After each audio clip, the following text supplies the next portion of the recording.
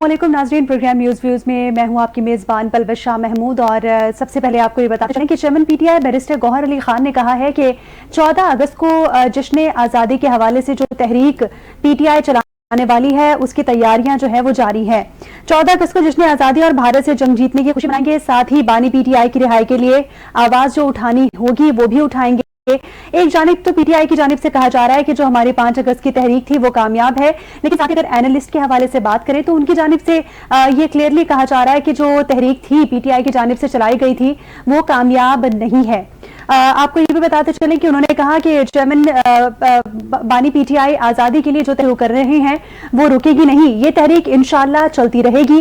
14 अगस्त को जश्न मनाएंगे, रैलियां निकालेंगे, खान साहब की रिहाई के लिए भी आवाज उठाएंगे, इंडिया के खिलाफ जो हमने जंग जीती है उसका भी जश्न मनाएंगे, जबकि आलमी सतह पर पाकिस्तान के लिए अच्छी खबरों का सिलसिला भी जारी है। Army chief field marshal Asim Munir 2 माह के अंदर दूसरी मरतबा अमेरिका के दौरे पर रवाना होंगे। गैर मुल्की मीडिया रिपोर्ट्स के मुताबिक ये दौरा पाकिस्तान और अमेरिका के दरमियान बढ़ते हुए ताल्लुकात का इशारा है। अपने पिछले दौरे के दौरान उन्हें व्हाइट हाउस में जोहराने पर मदऊ किया गया था और इस मरतबा उनके दौरे का मकसद सेंटकॉम के एक एजाजी जनरल कोरिला की रिटायरमेंट की तकरीब में शिरकत करना है। जनरल कोरिला को पाकिस्तान की कोशिशों की अवामी सतह पर तारीफ करने पर शोहरत मिली थी। ये अभी तक तस्दीक शुदा नहीं है कि आया इस दौरे के दौरान सदर ट्रंप से मुलाकात तय है या नहीं, अगरचे वो पहले उनसे मिल चुके हैं। तमाम तर सूरत हाल आज के प्रोग्राम में डिस्कस करेंगे। हमारे साथ लाइन पर मौजूद हैं काशिफ रफीक साहब और आसिम रजा साहब, एनालिस्ट हैं। बहुत शुक्रिया दोनों मौजूद मेहमानों का, और साथ ही इम्तियाज फारान साहब भी हमें ज्वाइन कर चुके हैं। आपका भी सर बहुत शुक्रिया। सबसे पहले काशिफ रफीक साहब आपकी जानिब बढ़ूंगी, आपसे ये जानना चाहूंगी कि जिस तरह प्रोग्राम के इंट्रो के पहले हिस्से में मैंने बताया कि बानी पीटीआई की जो 14 अगस्त की तहरीक है उस हवाले से पीटीआई बड़ी पुरअज़्म दिखाई देती है और ये कहा जा रहा है उनकी जानिब से कि हम भरपूर तरीके से आज़ादी का जश्न मनाएंगे, बानी पीटीआई की रिहाई के हवाले से सड़कों पर निकलेंगे। क्या कहेंगे इस हवाले से? आप समझते हैं कि ये तहरीक कामयाब होगी?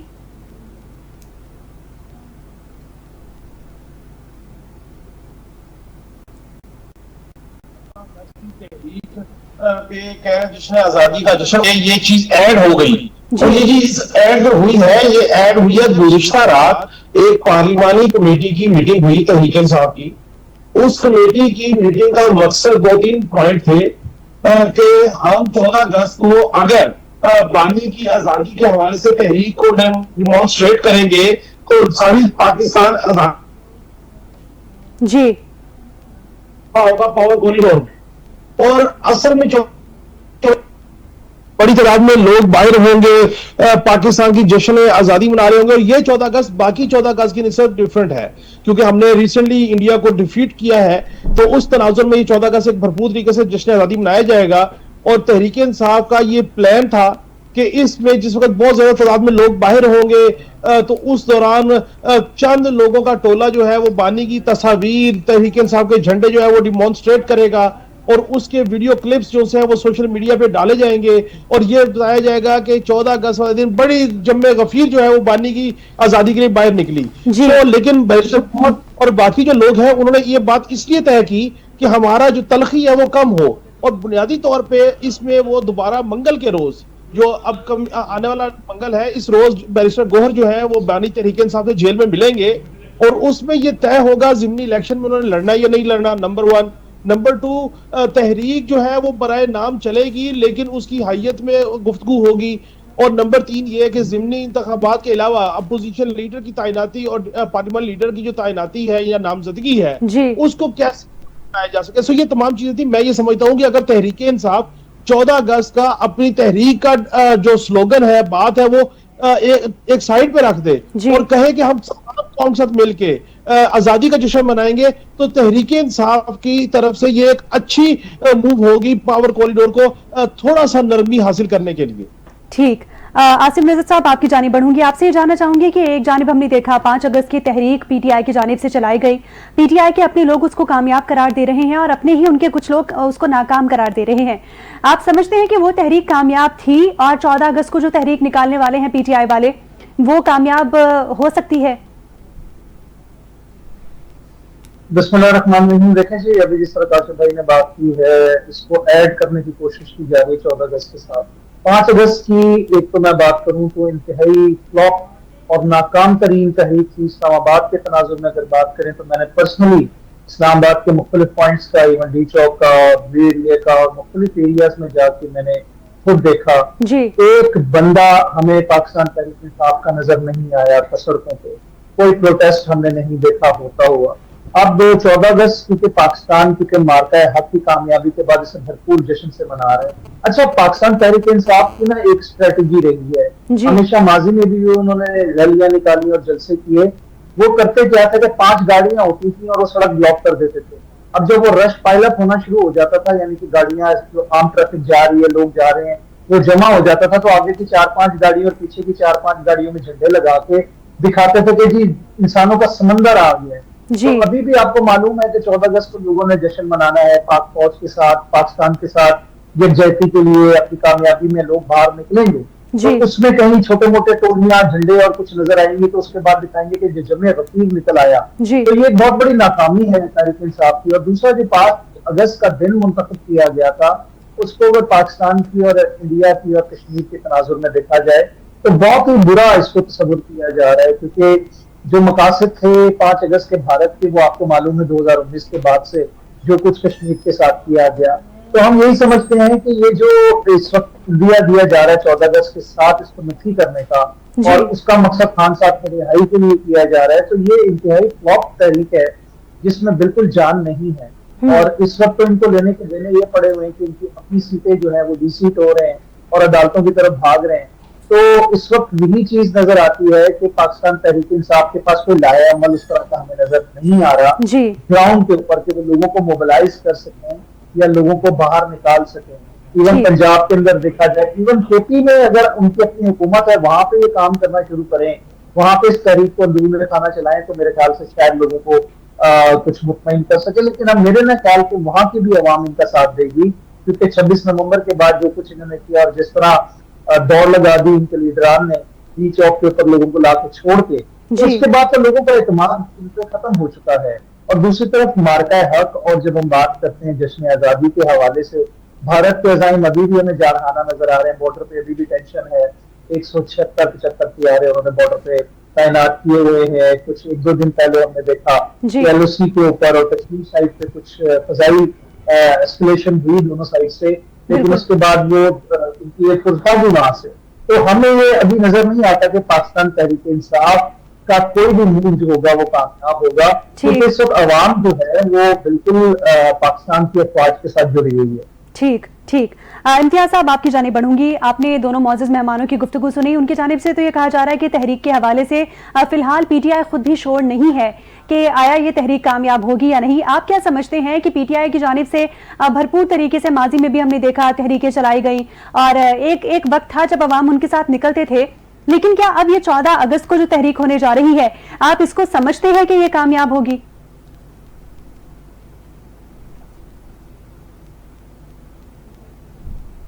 जी इम्तियाज साहब।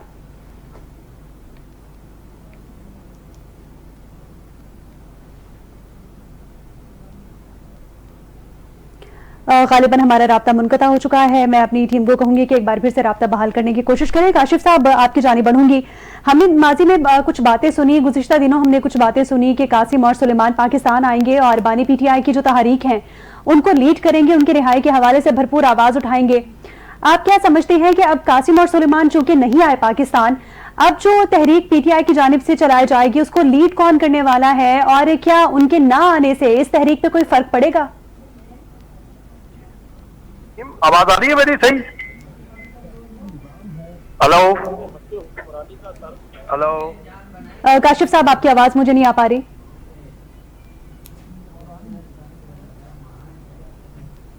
आपको मेरी आवाज आ रही? जी अब आ रही है, आप कहिए। मैं ये गुजारिश कर रहा हूँ कि पाकिस्तान में जो तर्ज हुकूमत है, जो हक हुक्मरानी है, इनका मामला एक ही है कि हमेशा तहरीक हो, इलेक्शंस हो, जलसे हो, जुलूस हो, उसी सूरत कामयाब हुआ करते हैं जब उनको कहीं से कबूलियत होती है। ठीक। काशिफ साहब, आई थिंक आपके माइक का कोई इशू है, आपकी आवाज हम तक बहुत डिले पहुंच रही है और बहुत कम आ रही है। अभी आप देखिए, अभी ठीक है आवाज? सर, आपकी आवाज बहुत कम आ रही है। अभी आवाज ठीक है? जी बेहतर है। मेरा गुजारिश है कि पाकिस्तान में हक हुक्मरानी जलसे जुलूस उस वक्त बेहतर होते हैं जब कबूलियत और मकबूलियत इकट्ठी क्लब हो।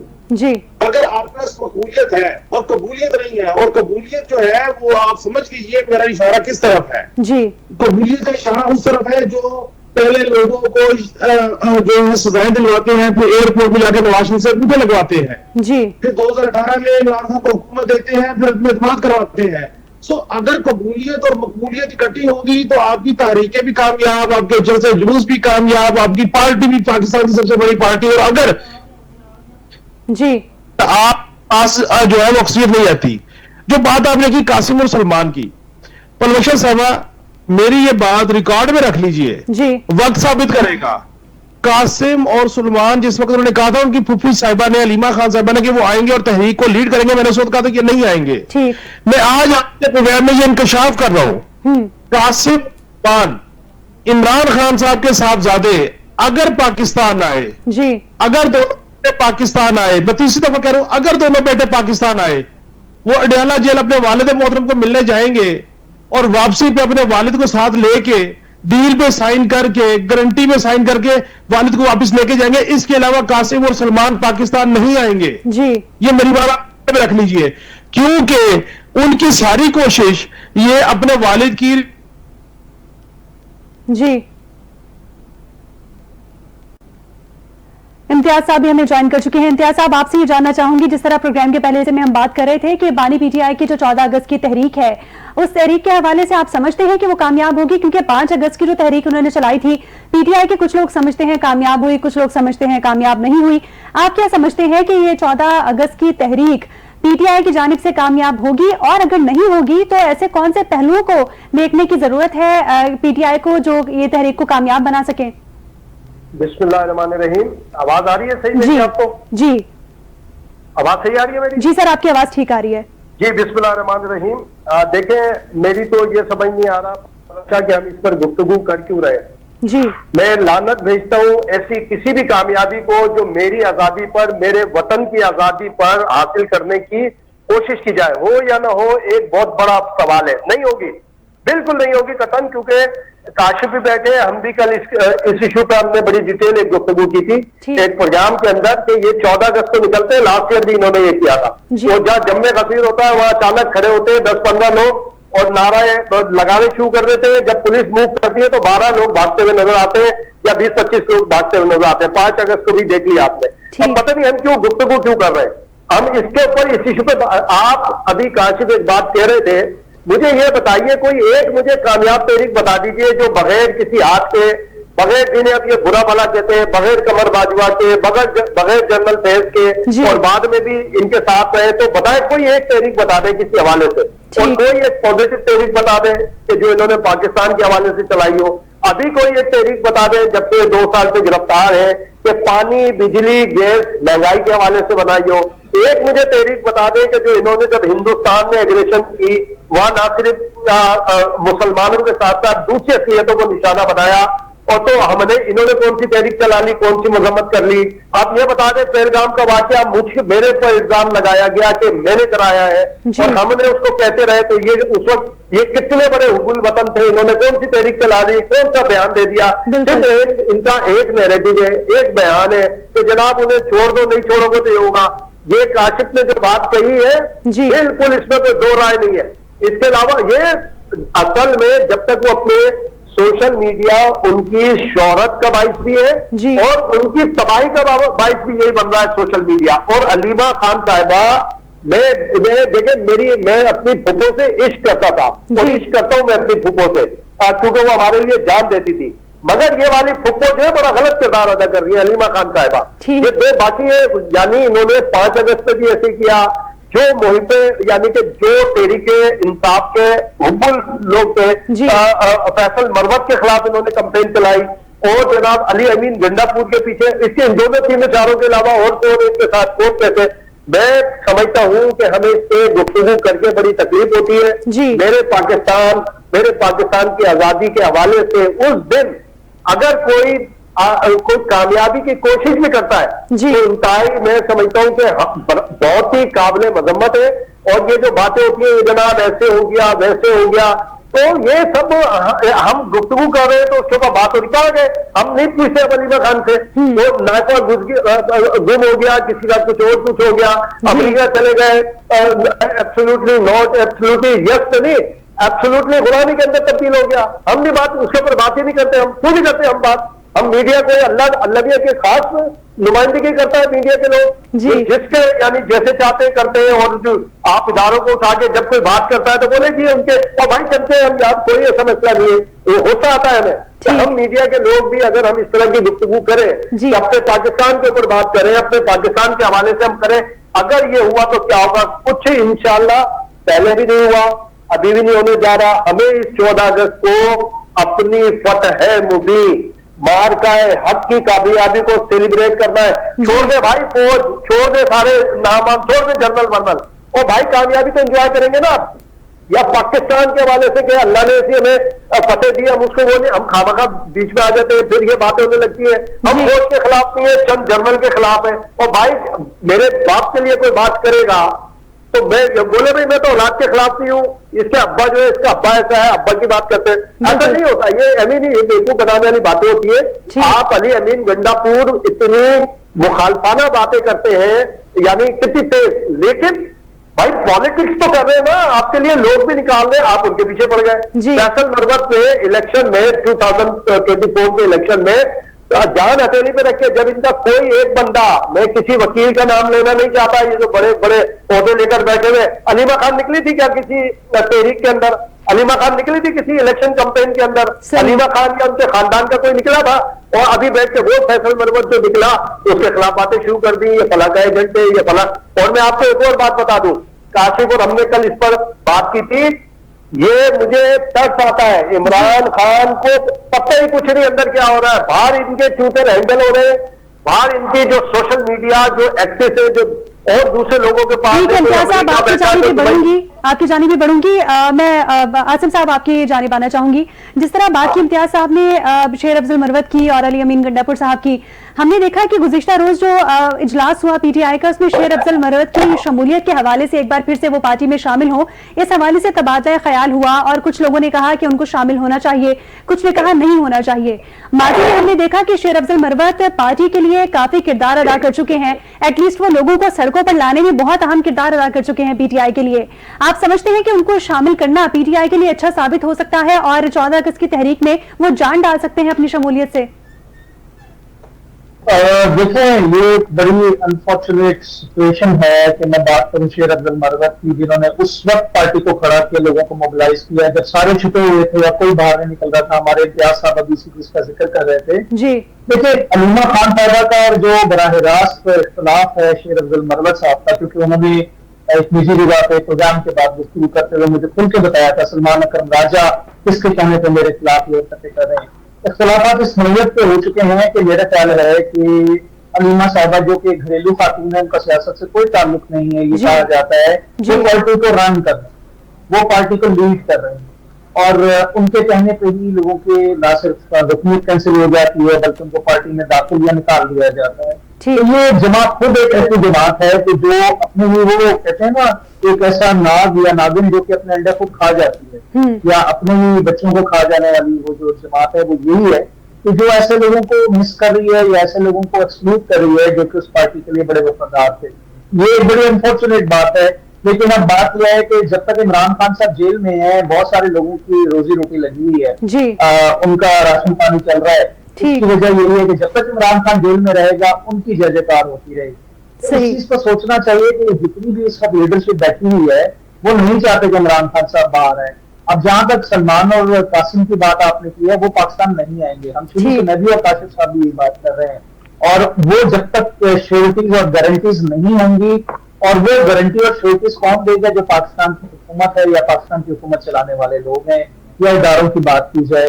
अब वो कौन उनको परमिशन देगा कि वो आके तहरीक को लीड करे, बेनजीर भुट्टो की तरह या मरियम नवाज की तरह अपने बाप के हक में वो सड़कों पर निकले और मोबिलाइज करें लोगों को? ऐसा कुछ भी नहीं होना। उन्होंने पाकिस्तान नहीं आना। हाँ, बकौल काशिफ के अगर कोई डील साइन हो जा रही और अगर एग्रीमेंट हो जाता है और वो कोई अपने बाहर के जाने की रजामंदी जाहिर कर देते हैं इमरान खान साहब, तो उनके बच्चे उनको लेने जरूर आएंगे और मिलकर उनको बाहर लेके साथ चले जाएंगे। तो उनका आना पाकिस्तान में उसी तरह ही है जैसे कि आपने इसका चांद देखने के लिए कमेटी दिखा दी है, और कमेटी को अब इंतजार रहेगा, जैसे कि उनकी कमेटी को या पीटीआई को इंतजार रहेगा कि उनके बच्चे हैं, उनके आने से कोई फर्क नहीं पड़ना। हाँ, शायद कुछ लोग मोबिलाइज हो सकते हों कि उनके आने से कोई तहरीक में नहीं जान पड़ जाए, लेकिन मेरा नहीं ख्याल कि वो ब्रिटिश नेशनल है और वो आके पाकिस्तान में ऐसे का कानून तोड़ेंगे, क्योंकि उनको अगर वीजा मिला भी तो नहीं, शराइत तो दिया जाएगा कि पाकिस्तान के कानून की पासदारी करते हुए वो अपने विजिट को मुकम्मल तौर पर पुरअमन रखें। तो ये चीज तो बड़ी एक रोज़ रोशन की तरह आया है कि उन दोनों ने नहीं आना, क्योंकि जमाइमा साहिबा कभी भी अपने बच्चों को इस तमाम सियासी मकासद के लिए इंतशार में नहीं भेजेंगी, और खासतौर पर उस जमात के लिए जिसने अपने जो लीडर्स के साथ सलूक किया है और अपने बानी के साथ सलूक किया है और उनको इस नहज तक पहुंचा दिया कि वो आज जेल में बैठा है, तो उसको देखते हुए मेरा नहीं ख्याल कि जमाइमा साहिबा कोई ऐसा स्टेप लेंगी, इसलिए उनको फौरी तौर पर अमेरिका से वापस बरतानिया बुला लिया गया। अमेरिका भी गए तो वही रिचर्ड बर्नहेल था जिसकी पहले भी ट्वीट्स आती रही और अब भी उससे बात होती रही और ट्वीट्स होती रही, तो वो एक बाकायदा तौर पर ऐसा दौरा था कि जो लॉबिंग करने के लिए गए थे अमेरिका में, लेकिन हासिल कुछ नहीं हुआ और उसका रिजल्ट कुछ नहीं निकला। सही सही। काशिफ साहब, आपकी जानिब बढ़ूंगी। प्रोग्राम के दूसरे हिस्से में बात करना चाहूंगी आर्मी चीफ के और फील्ड मार्शल भी है, तो वो उनके दौरा अमेरिका के हवाले से ये दो माह में ये दूसरा दौरा है। यकीनन पाकिस्तान के लिए तो एक अच्छी खबर है कि हमारे यूएस से ताल्लुकात अच्छे हो रहे हैं, लेकिन एक जानिब पाकिस्तान का ये दौरा है, मतलब आर्मी चीफ का दौरा है, साथ ही हम देख रहे हैं कि इंडिया पर जो टैरिफ आयद किया जा रहा है, पाबंदियां मुसलसल आयद की जा रही हैं। ऐसे में इस दौरे की अहमियत के हवाले से क्या समझते हैं आप, कितना अहम दौरा है ये? बुनियादी तौर पे फील्ड मार्शल साहब का जो ये दौरा है, इसके पीछे पूरी 2-3 साल की एक यकसू थॉट की स्ट्रगल है। देखिए, जिस वक्त पीडीएम की हुकूमत आई उस वक्त उस हुकूमत में शहबाज शरीफ साहब फील्ड मार्शल आर्मी चीफ थे, फिर आसिम मुनीर साहब, जरदारी साहब, उस वक्त फजल रहमान साहब भी इनके साथ थे, नवाज शरीफ साहब भी साथ थे। उन्होंने बैठ के पाकिस्तान का एक तमाम मसाइल का अहाता करके एक चार्ट आउट प्लान किया था। हमने किस तरीके से सफारतकारी को हैंडल करना है, किस तरीके से इकोनॉमी को हैंडल करना है। अब उसमें इंडिया ने जो हमारे ऊपर एक एडवेंचर मुसल्लत, उसके बाद अल्लाह ताला ने हमें जो इज्जत से नवाजा, उसके बाद मैं ये समझता हूं कि फील्ड मार्शल साहब का स्टेचर जो डिफरेंट हो गया। अब देखिए, पाकिस्तान के पहले ये फील्ड मार्शल है, आर्मी चीफ है, जिनको इस तरीके का अमेरिका में प्रोटोकॉल मिला। दूसरी बात यह है कि अब वो जैसे पहले गए प्रोटोकॉल मिला, चीजें मिली, उससे ये हुआ कि हमारे ऊपर टैरिफ कम आयद हुआ एज कंपेयर टू मोदी। हमने ट्रंप की बैठने को तैयार है, अपने एविडेंसेस देने को तैयार है, लेकिन ट्रंप जो है वो मुसलसल जो है वो जो मोदी है वो ट्रंप की गुफ्तगू को मानने को तैयार नहीं है, जिसकी वजह से ट्रंप है वो मोदी के हवाले से उनके कंसर्न्स हैं। वैसे भी मैं समझता हूं, मैं तवातर से ये बात कह रहा हूं, मुख्तलिफ शोज में कह रहा हूं कि मुझे लगता है कि नवंबर से लेके मई 26 तक जो 8-9 रियासतों में इंतखाबात होने हैं इंडिया में, मैं मोदी को बहरहाल नवंबर से ऑनवर्ड वज़ीर आज़म नहीं देख रहा। बीजेपी की शायद हुकूमत ना रहे वहां पे आने वाले वक्त का, अल्लाह को पता जो इस सब चीजें हैं। और मोदी जो है अब उसके पास और कोई हल नहीं है। पहले वो एंटी पाकिस्तान नैरेटिव पे इलेक्शन जीता था, अब शायद वो एंटी अमेरिका के नैरेटिव को इस्टेब्लिश करके इंडिया में इलेक्शन जीतने की कोशिश करेगा, और ये रविश कायम दायम है। लेकिन मैं ये समझता हूं कि फील्ड मार्शल साहब का अमेरिका जाना, वहां पे दौरा करना, गुफ्तगू करना, ये हमारे ट्रेड के लिए बहुत इम्पैक्ट करेगा। हम दुनिया मसाइल है, उसके लिए हम बेहतर किरदार अदा कर सके। देखिए, पाकिस्तान का मसला मुआशी मसला है। अगर पाकिस्तान की मईशत ज्यादा बेहतर हो जाती है और ट्रेड के सूरत में ज्यादा बेहतर हो जाती है, तो मैं ये समझता हूं कि पाकिस्तान वैसे दुनिया में जो डिक्लाइन स्टेट के नाम पे इसके बारे में नैरेटिव पीटीआई या बाकी लोग पेश कर रहे थे, बिलखुसूस इंडिया कोशिश कर रहा था। जंग के बाद पाकिस्तान ने बाकायदा टेक ऑफ कर लिया एज अ स्टेट, और अब हमने मुआशी तौर पर टेक ऑफ करके रन थ्रो करना है। और उसमें मैं समझता हूं कि ये जो सोच है, यकसू सोच है, कोई भी मुल्क continuity of policies, consistency of mind के बगैर आगे नहीं गया। आप चाइना की मिसाल ले लें, आप रूस की मिसाल ले लें, आप टर्की की मिसाल ले लें। सो आपको कंटिन्यूटी ऑफ पॉलिसीज और कंसिस्टेंसी ऑफ पॉलिसीज के ऊपर अमल पैरा होना पड़ेगा। और मैं ये समझता हूं कि इस वक्त आइडियल सिचुएशन है, पाकिस्तान में सियासत जो है वो इस्तेहकाम का उसको मिल चुका है। कोई प्रोविंशियल असेंबली को वोट का इशू नहीं है, कौमी असेंबली को वोट का इशू नहीं है कि कल हुकूमत के खिलाफ अदम एतमाद आ जाएगा। किसी किस्म कोई अभाव नहीं है। सोशल मीडिया के ऊपर एक जमात का नैरेटिव अपनी जगह पे है, वो अपनी सर्वाइवल की जंग लड़ रहे हैं। मैं समझता हूं ये पाकिस्तान की सफारतकारी, फील्ड मार्शल साहब का विजन, शहबाज शरीफ साहब की अनथक मेहनत, जरदारी साहब की सपोर्ट, नवाज शरीफ साहब का एतमाद, ये तमाम चीजें मिलकर जो है पाकिस्तान ने टेक ऑफ किया। और हमें इस टेक ऑफ में अपना पाकिस्तानी शहरी होने की हैसियत से अपना हिस्सा अदा करना चाहिए। मैं अपनी बिरादरी की तरफ से ये समझता हूं कि हमें पॉजिटिव चीजों को हाईलाइट करना चाहिए, पॉजिटिव को भी आगे आना।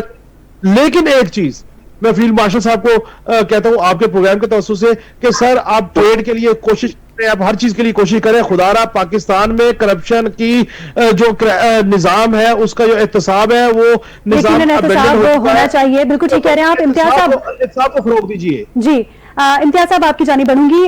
जब पाकिस्तान में मौजूदा हालात अमन अमान की सूरत हाल के लिए हम देख रहे हैं कि सिक्योरिटी इदारों के लिए इस वक्त चैलेंज भी बन चुकी हैं, लेकिन हमारे सिक्योरिटी इदारे भरपूर अंदाज से तमाम तर कार्रवाइयां भी कर रही हैं। ऐसे में ये दौरा फील्ड मार्शल के लिए कितनी अहमियत का हामिल है? और साथ ही इंडिया का भी अगर जिक्र करें तो इंडिया पर कुछ पाबंदियां हैं, पाकिस्तान के लिए बड़ा नरम गोशा दिखाया जा रहा है, क्या समझते हैं आप? देखिए ये जो दौरा है ये कोई फील्ड मार्शल पहले भी जब गए थे अमेरिका, ट्रंप ने लंच में इन्वाइट किया था तो ज्यादा इन्विटेशन थी। और उस दौरान में जब गुफ्तगू हुई तो सेकंड जो इन्विटेशन थी वो भी एक बैकअप हुई और आगे इस मामले को उसी इन्विटेशन की बुनियाद पर ये गए। जब आप किसी को कुछ समझते हैं तो बुलाते हैं, ये दुनिया का एक उसूल है। तो वहां पे जाहिर है कि एक बात बहुत आगे गई। उसके बाद आपने देखा कि फील्ड मार्शल के दौरे के बाद वापसी हुई, ईरान इसराइल जंग का मामला आया और 2-3 और खित्ते के अंदर इश्यूज आए। अफगानिस्तान का भी फिर एक इशू आया, लेकिन वो डेलिबरेटली बड़ी तेजी के साथ, बड़े कंट्रोलिंग उसके साथ सॉल्व हो गए या कवर हो गए सारी चीजें। इट मीन्स के कहीं ना कोई कैरेक्टर पार्ट प्ले हुआ है, किया गया है, तो वो अमेरिका की सुपरविजन हो या ब्लेसिंग हो, जो भी कहे। तो जाहिर है कि जो अभी काशिफ कह रहे थे, हमें सबसे ज्यादा इकोनॉमी पे इस वक्त जा रहा है, क्योंकि ट्रंप भी अपनी अमेरिका जो है, अमेरिका को अपने ट्रेड के ऊपर वो कर रहा है कि अमेरिका का सर्वाइवल जो कि आगे क्या पोजीशन होती है उसको, लेकिन वो ट्रेड की बात कर रहा है। जहां भी आप देखें ईरान वाला मामला हुआ, उन्होंने कहा जनाब हम ट्रेड करेंगे, पहले बंद करो। यूक्रेन वाला मामला आया तो उससे उन्होंने थोड़ी सी कंडीशन तेज कर दी, आगे बढ़ा दी। तो मैं समझता हूँ ये बहुत इसके जैसे पहले हमें नताइज मिले, पहले जो मीटिंग हुई थी उसके मजीद, इसके मजीद हमें नताइज मिलेगी। अब यहाँ बैठ के जो नैरेटिव डेवलप किया जाता है कि जनाब ये कहाँ गए शहबाज शरीफ, कहाँ गया आसिफ जरदारी, ये तो फला जा रहा है, और भाई मुल्क का फील्ड मार्शल जा रहा है ना, और उसमें क्या ब्लेसिंग बनाया किसने उनको? क्या आसिफ जरदारी की ब्लेसिंग नहीं थी फील्ड मार्शल बनाने के अंदर, या आर्मी चीफ? सब हमारे एक नुमाइंदगी हो रही है, उसको बिला वजह के लिए वो सारी लेकर आगे जाना कि जनाब ऐसे हो गया, यूं हुआ। अब वो बहुत सारी चीजें होती है। और वो जो आप एक लॉ एंड ऑर्डर की अभी पहले बात कर रही थी कि हमारी मुसल्लह अफवाज को या हमारे इदारों को चैलेंजेस का सामना, किसने चैलेंज पैदा किए? क्या ये तकरीबन 45-50 हजार खानदान इमरान खान का इंटरव्यू मौजूद है जिसमें वो बड़ी इफोर्ट बट के साथ कि हम क्या करें, हम ना लाए। अफगानिस्तान में का 50,000 लाके जो कातिल थे, आर्मी स्कूल के जो 14 बच्चे थे वो थे कातिल, उनको यहाँ पे लाके उनके खानदानों को आबाद किया। क्योंकि हमारे पास टाइम बहुत शॉर्ट है, मैं लास्टली कुछ रिमार्क्स लेना चाहूंगी आसिम रजा साहब के, कंक्लूड करें ताकि हम इस प्रोग्राम को। आसिम साहब आपसे भी मैं ये जानना चाहती हूँ कि ये जो फील्ड मार्शल का दौरा अमेरिका है, दूसरी बार 2 माह में इन्वाइट किया गया उनको, पाकिस्तान के लिए आइंदा आने वाले दिनों में कितनी खुशखबरियां या फिर कितने अच्छे इम्कान आप देख रहे हैं इस दौरे से? जी बिल्कुल, ये एक बहुत बड़ी अचीवमेंट है। जनरल कुरैला की रिटायरमेंट है, सेंटकॉम के जो जनरल है, और उनका बयान बड़ा जो डिफेंस कमेटी के सामने उन्होंने पाकिस्तान के हवाले से दिया था, जहां से गेम टर्न अराउंड हुई थी इंडिया को, जिसको कहते हैं ना चेकमेट किया था पाकिस्तान ने। ये पाकिस्तान की मिलिट्री डिप्लोमेसी है जिसकी वजह से आज हमारी जो फॉरेन डेवलपमेंट है और फॉरेन डिप्लोमेसी है उसमें कामयाबी हमें नजर आ रही है। आर्मी चीफ को इस वक्त इन्वाइट करना भारत के लिए तो एक सत्य मातम बिछी हुई है, दोबारा जब इन्वाइट किया जा रहा है। लेकिन ये जो बात आ रही है कि इस खत्ते के अंदर पाकिस्तान का एक अहम किरदार उभर के सामने आया है। ईरान जंग के अंदर भी हमने देखा, और जो मिलिट्री डिप्लोमेसी के तहत पाकिस्तान ने अचीवमेंट हासिल की है, इसमें हम अपने ट्रेड को भी देख रहे हैं और वो एक बहुत बड़ी कामयाबी है। तो इसमें आर्मी चीफ को मजीद आगे बढ़ा थे।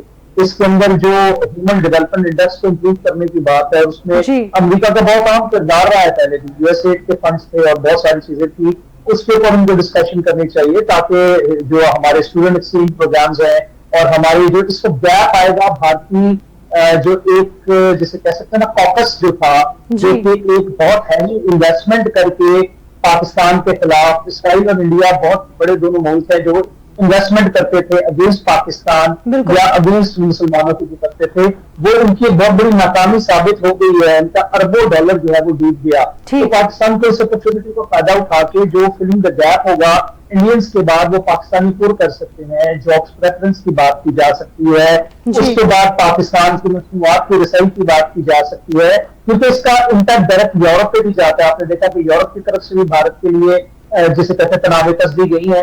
तो अब ये चीज से बहुत बड़ी कामयाबी है मिलिट्री डिप्लोमेसी के हवाले से। अगर हम देखें, आपको याद होगा हमारे F-16 के डील को खराब करवाया था इंडिया ने, और अपने जो एक वहां पे जो अपने उन्होंने लॉबीज शायद की भी होती है, सेनेटर पॉल की स्पीच हम भूले नहीं, जिसमें उन्होंने $15 बिलियन की इमदाद का पाकिस्तान के ऊपर उनका करप्शन की नजर हो जाती है। तो ये तमाम चीजें सफेद हस्ती से मिट चुकी हैं, यानी कि भारत के हवाले से एक वाज़ेह पैगाम ट्रंप ने दे दिया है, और वो आइंदा आने वाले 10-15 साल तक, 20 साल तक भारत के लिए उनके ऊपर एक टैग की तरह, उनके गले में तोप की तरह पड़ा रहेगा, टैग की तरह उनके गले में लटका रहेगा। बहुत शुक्रिया आसिम रजा साहब, काशिफ रफीक साहब और इम्तियाज फरहान साहब, तीनों मौजूद मेहमानों का बहुत शुक्रिया। आप तीनों ने प्रोग्राम में अपना कीमती तज्जिया दिया। नाज़रीन, प्रोग्राम का वक्त अपने इख्तिताम को पहुंचा। मुझे और मेरी पूरी टीम को इजाजत दीजिए। अल्लाह हाफिज।